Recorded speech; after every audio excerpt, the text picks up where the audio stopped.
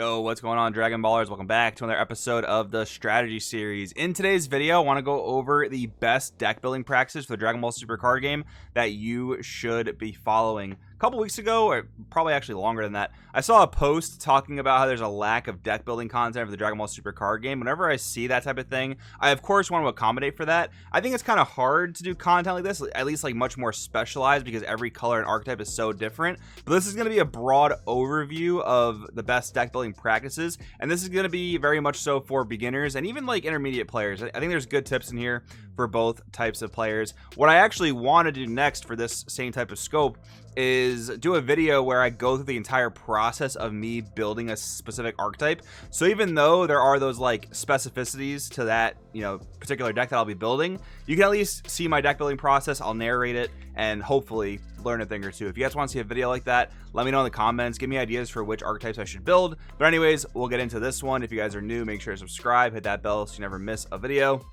And let's jump right on in. We're talking about the best deck building practices for the Dragon Ball Super card game. Firstly is the optimal deck count. So this game allows for a 50 to 60 card deck size limit. Now, in most card games, you're going to hear a lot of people say you should play the bare minimum cards allowed, which in this game would be 50. And that's because your deck will be most consistent and you'll be able to see the cards you want to see, or the best cards in your deck rather, the fastest. Now, we don't always go by that logic in Dragon Ball Super, and it seems very counterintuitive because why wouldn't you want your deck to be as consistent as possible? But I'm going to point to the multi-time national championship winner and first ever Worlds winner for the game, Andrew Duvall. His deck lists are always around like 56 cards, which again seems super inconsistent, but Dragon Ball Super draws so many cards that it ends up being okay. Now, I would not recommend going up to 56 cards for most of your decks. In fact, I'd recommend 50 to 52 cards as being the sweet spot. The reason for 52 is there's just so many good cards in Dragon Ball Super that you want to play in your deck, whether it's like main engine cards or tech cards or color specific staples, that 52 ends up being a better number more often than not. And because we draw so much in Dragon Ball Super, if you do reach an extended game state, it's quite possible you'll deck out. So having that 52 just kind of allows you to have that little bit of a safety cushion. Now, there are exceptions to this 50 to 52 magic number, and one of those is if deck out is a possibility. So one deck that's really good in the current meta is Golden Frieza from set 1. That leader draws and cycles through so much of its deck that deck out is a real possibility, even in like a 5 or 6 turn game. So you want to play more like 54 or 55 cards. If Mill is very popular in a format, which hasn't been super popular in a long time, but if it is, it could be a better idea to bump your deck size up to accommodate for Mill being popular. Or if you're playing heavy self-mill, like a lot of black decks in this game do mill themselves quite quickly. You see the Vegex leader here on the side, which once upon a time could mill 5 of its own cards, and a lot of those players played 60 cards in their main deck, but not even all Vegex builds played 60 cards. That's how, it varies on different metas, and not even a deck that mills 5 of its own cards per turn is always going to play 60 cards, but it is an exception to where you'll want to play a higher deck count. But generally, 50 to 52 is going to be the ideal main deck size, so your deck can be as consistent as possible while fitting all those cards you need in order to win the majority of your games. All right, next up we have deck building ratios. So a playset in Dragon Ball Super is a 4 of. You can play most cards at 4 of, 3 of, 2 of, or 1 of, and there's certain reasons why you should play each one at different ratios. So a 4 of in your deck is going to be an engine starter or a card you want to see early and often, so you don't mind seeing multiples of this card. Even if it's not an engine starter, you just want to see a lot of them. One great example of this are super combos. You want to see all your super combos throughout a game ideally, and if you see them super early, it's not the end of the world. You might not want to see them like exactly on turn 1, but if you get them on turn 3 or maybe even turn 2, especially against an aggro deck, you're pretty happy about that.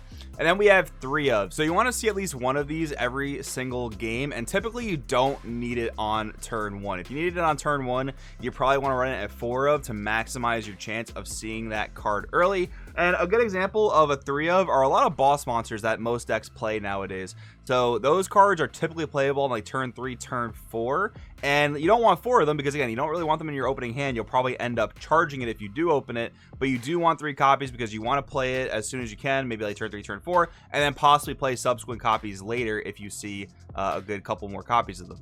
Then we have 2 ofs. So 2 ofs are typically cards you'll play that are useful in niche situations, and you want to see the card, but you don't need it in every single matchups. So think about cards that are not part of your vital engine. Another thing you can think about here are cards that are searchable, whether it's like top 7 search or maybe even a direct deck search. Those could also warrant being 2-ofs because you can get them kind of on demand, and that leads us into our 1-of. So 1-ofs, you can also consider playing a 1-of if it is deck searchable, especially if you're able to do a direct deck search and not quite like a top 7 or top 5. 1-ofs are also SCRs. In this game, SCRs have the ultimate tag, which means you can only play one card with ultimate in your deck in its entirety, or a cute tech you can't live without. Now, don't get me wrong, like, sometimes cute techs are not the best, most competitive things to play, but there are some cards that if you know how to play them well, they can absolutely win you games. Like, one card for me in some yellow decks is Venomous Fist Lavender. If you play this card in the right situation, in the right matchup, it can win you the game. So that's what I kind of mean by a cute tech you can't live without. They can end up being super duper clutch.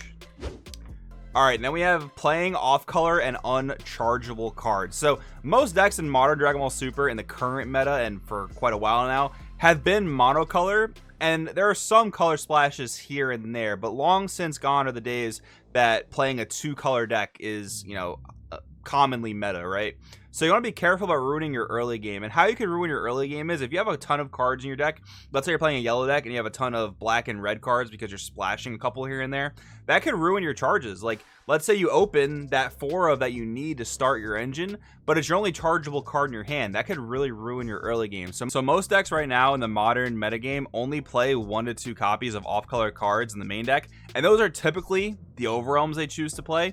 And a lot of decks do side many off-color cards because the generic, like, really good cards for a lot of situations end up being of a certain color. Like Koitsukai is a great example. This is a black card that every single deck can play because it's widely applicable in a ton of matchups. But when you're side decking, when you're bringing cards in and out of your deck, you do want to be very, very mindful of how many off-color cards you're bringing in versus how many off-color cards you're taking out, if any at all, right? It's really hard to play a game where, like, let's say 20% of your deck is off color after sideboarding. That can make your early game charges pretty rough. So you want to make sure you're being very mindful of that. Now, the final bullet here, SCRs, super combos, and overwhelms are all unchargeable. Typically, you almost never want to charge your super combos, although there are going to be some super rare scenarios where it's okay to do so. You'll never want to charge an SCR, and unless you're playing a black deck, you'll never want to charge an overwhelm. So these are already going to make up about 6 to 7 cards in your main board that you don't want to charge, which if you're playing a 50-card deck, and you maybe add a couple more off-color tech cards, that's getting close to 20% of your deck that you could potentially open and not be able to charge. So you very much want to be mindful of that.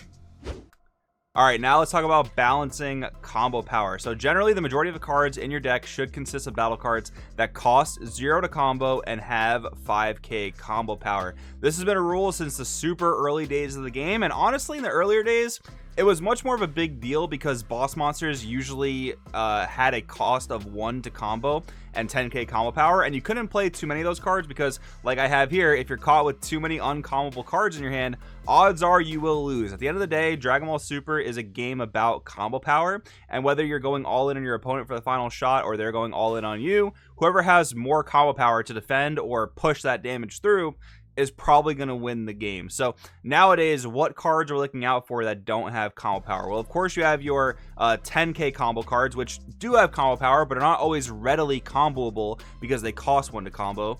You've got your extra cards, which could be your negates, which again require energy. So if you don't have energy to use them, they're pretty much useless. You've also got extra cards that aren't necessarily negates. Maybe they're activate battles, maybe they're activate mains. Depending on what those are, you want to monitor how many of those you're putting into your deck.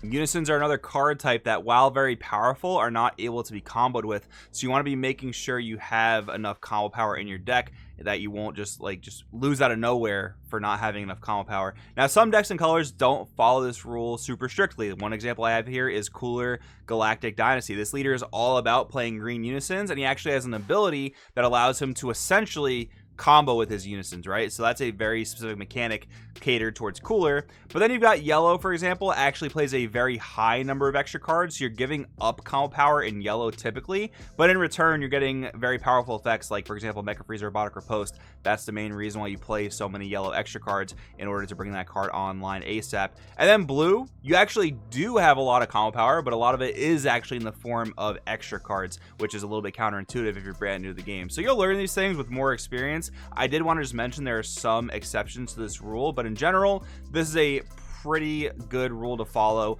especially in the early days of your deck building if you're new to the game. And now finally, I want to go over some tips for total newbies. So if you're absolutely brand new to the game, these tips are for you. You're always going to play 4 super combos in your deck. Modern day super combos don't actually explain what super combo does. Super combo is a skill they had to make in the early days of the game because cards with these effects are just way too good. You can only play 4 super combos in your deck, no more than 4. So always include 4 copies in your deck because they're just that good. Now, if you're a brand new player, you may have heard of SCRs, like you see to the left here, Cells, Unspeakable Abomination. SCRs are kind of daunting for new players because the really good ones are super expensive, but Bandai's done a good job as of late of reprinting some really strong SCRs and making them super budget friendly. So Baby Hatchiyak is a blue SCR that when you counterattack with it, for free by the way, your opponent cannot attack the rest of that turn. It's a very hard card to interact with. It's a super good blue SCR, was the best blue SCR for a long time. Still really good, about 20 bucks. If you want to play blue, get a copy of it, and it's not too bad of an investment. Celzino, same thing, got reprinted. Now it's in around the $20-$30 range, and you can read the text on it right here on the screen. This card is absolutely insane. On turn 5, it'll win you a bunch of games. It's not the best SCR for its colors, but it is still a really, really good one for yellow or for green. Then if you're playing any of the decks that can't play either of these 2 SCRs, there's always Heroine's Lineage, which is a black generic SCR that any deck can play. It can steal battle cards during battle, which can absolutely trick your opponent if they're not expecting it and just lead to some free wins, especially at the local level. Pretty cool stuff.